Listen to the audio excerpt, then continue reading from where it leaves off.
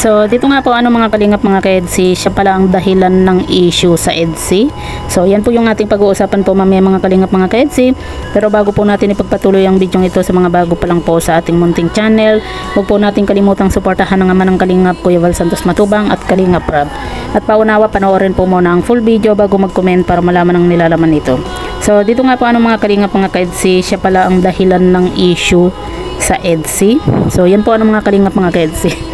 Grabe no, yung iba po yun bang may makita lang po sila na kasama po ni Kalingap Edu, binibigyan na po nila ng issue or ng ibang kahulugan. At ayan nga po mga Kalingap mga ka-EDSI, mainit-init nga po yung issue nga po patungkol nga po dito kay Mariel, kung saan secret na tinutulungan daw po ito ni Kalingap Edu nga po. Para sa atin naman po mga Kalingap mga ka-EDSI, alam naman po natin na itong si Kalingap Edu ay charity vlogger. So wala pong masama kung tinulungan po niya itong si Mariel na walang camera.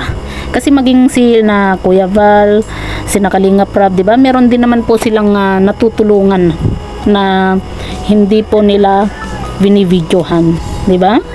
Kasi charity vlogger po si Kalingap Edu, kaya natural lang po na meron po siyang natutulungan na wala pong camera. Kaya nga po nagalit na rin po itong si Kalingap Edu dahil nga po sa talagang yun bang yung bang pilit po nilang sinisira po yung tambalang EDSI.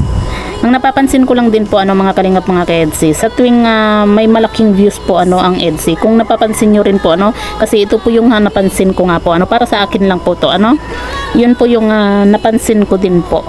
Sa tuwing may views po ang EDSI na malaki, bigla na lang nagkakaroon po ng issue ang EDSI nga po.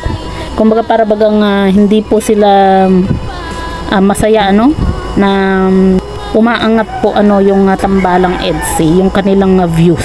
Kaya kung ano-ano na lang po yung ibinabato po nila na issue patungkol nga po dito kay Kalingap Edu. Gaya na lang po niyan yung sinasabi po nila na secret na tinutulungan nga daw po ni Kalingap Edu na walang camera.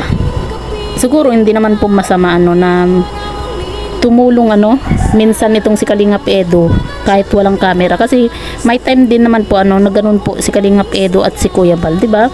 Minsan kapag may nadaanan lang po sila, di ba, sa daan, o bigla-bigla na lang po nilang kumbaga bigla na lang po nilang natutulungan na walang camera. Ganun po siguro yung nangyari nga po dito kay Kalingap Edu at nung Mariel na ito.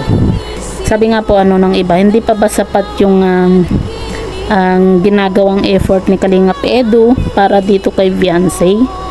At kung napansin niyo po di ba nung birthday po ni Carla, di ba? Talagang sabi nga po niya bawal na po siyang yakapin kasi nga po kumaga kasal na nga daw po kasi at ipinakita pa po niya yung kanyang sing-sing. Doon pa lang po masasabi na po natin na talagang seryoso po itong si Kalingap Edu dito kay Beyonce.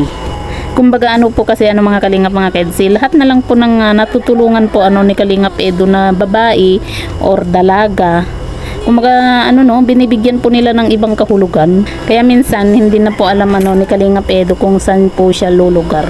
Saka kung talagang solid supporter po tayo ng tambalang EDSI, kumbaga dapat pareho po natin silang sinusuportahan, hindi po yung nakakawalang gana, di ba?